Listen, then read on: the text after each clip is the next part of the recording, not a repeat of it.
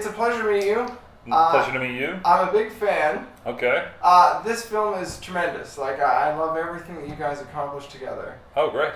What, when you were starting to film it, what was the first thing that popped out about the script that you wanted to really capture that was like a cornerstone?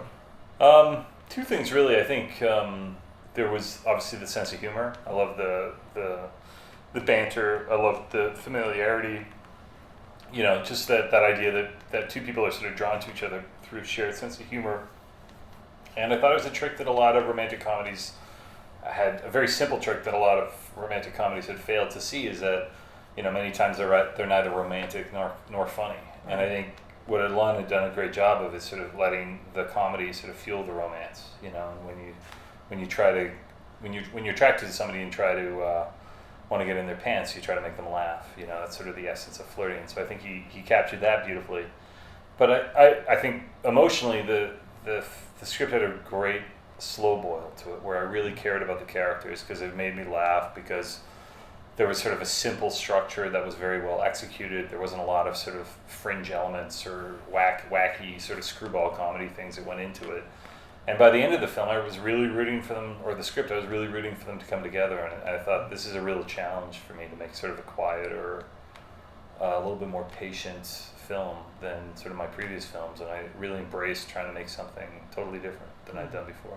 Well, I love the fact that the characters feel very real, and the fact that they're not...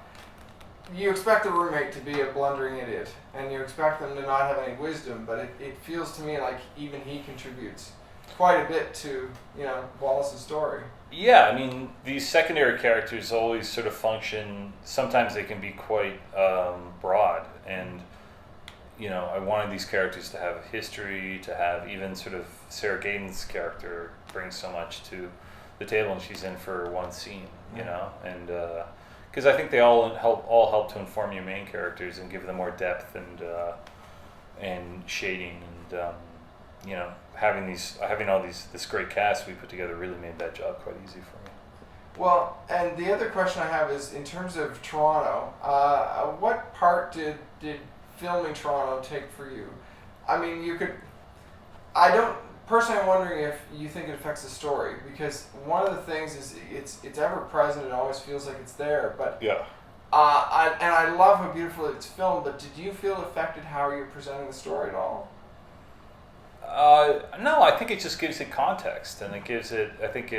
I just thought some of my favorite romantic comedies sort of had the city as a character, and I didn't want to shy away from it, and I wanted to firmly set where it was, and I also really liked the amount of water in the east end of the city, and I thought that was a romantic area that maybe hadn't really been focused on in the city. And it's a big, multicultural, metropolitan city, which is perfectly good to set a romantic comedy in. And I think for us, I think it's more of sort of a ghetto mentality as Canadians, because when we ended up, you know, when we started working with the CBS and that side of it, that was one of my questions, and it's something we asked in test groups. And did you mind that it was in Toronto? Right. And nobody, in fact, they liked it because they'd never seen a movie. Like, they were accepted it as a metropolitan city where these big city stories can happen, and there was no question of it being Toronto and not in the States at all.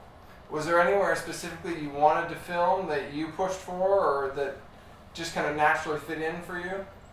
I think there was a couple locations that I didn't get. I can't remember what they were at this point, but right. I wanted to shoot on the island a lot Right. because I love the backdrop. I actually lived on the island for a couple months, many moons ago. Huh.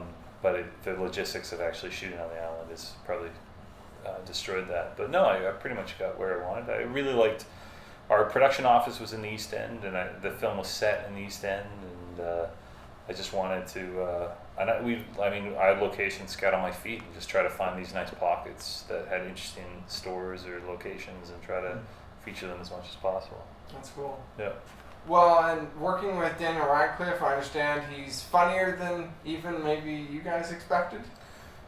Yeah, I mean, yeah, for sure. That was my big question mark, was about Daniel Radcliffe, was how funny is he? And turns out he's very funny.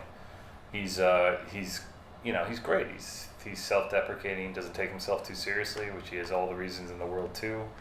And that all sort of gets infused into the footage and into the character. And it's the first time he's played a contemporary role. And I think for him, and he'd probably say this himself, is that he was able to bring a piece of himself to the part. And I think that really humanizes it and makes it interesting. And it's also, he's also very funny. And I think that's one of the big takeaways people will have with this film. Well, I loved him on SNL last time. Yeah, and on Extras, he's great. Yeah, he's a funny guy. Amazing. And what was it like filming the chemistry between Zoe and Daniel seems incredible. It works out really well. Mm-hmm. Did you have to provide any direction in terms of pointing that in any way, or was it really just natural off the... I just tried to give them... I mean, obviously they're both two very funny, intelligent, smart, grounded people, and I think that does a world of good in terms of building chemistry, where they're nice people that can actually, many times you put together two people, and as soon as the camera stops, they hate each other or whatever, that BS, and there was none of that on this film at all.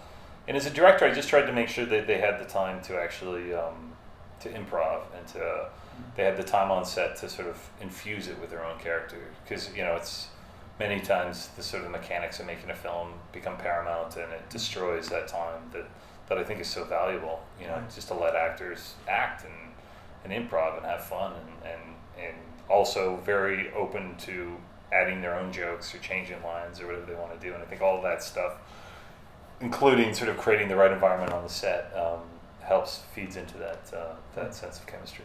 That's cool. Yeah. Otherwise, I'm wondering, does the title matter much to you? Obviously, there's this... I think for me, the title will always be the F word, and I'm thankful and grateful for Entertainment One for keeping the title in Canada.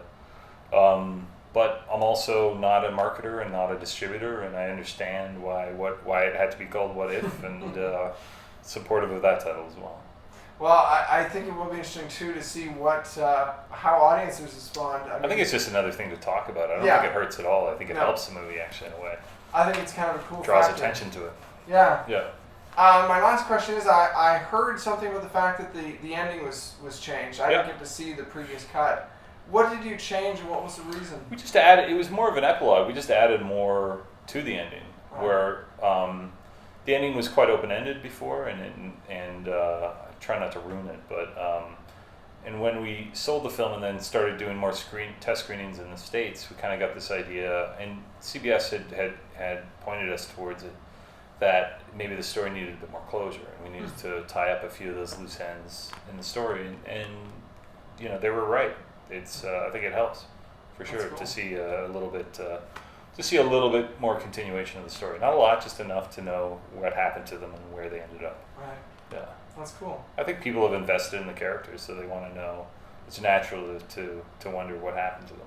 Well, I mean, I don't mind saying it's an odd thing to say, but I hate sequels. But these are the kind of characters I would love to see again. It's an amazing thing to say that you walk into most romantic comedies and you don't. It's nice to see them together, and it's great that it worked out. Sequel. But no, I would never recommend a sequel. But they're the type of characters that I have to say I love seeing what they accomplished together and as actors and everything. So awesome. Thank you so much. Thank you, man.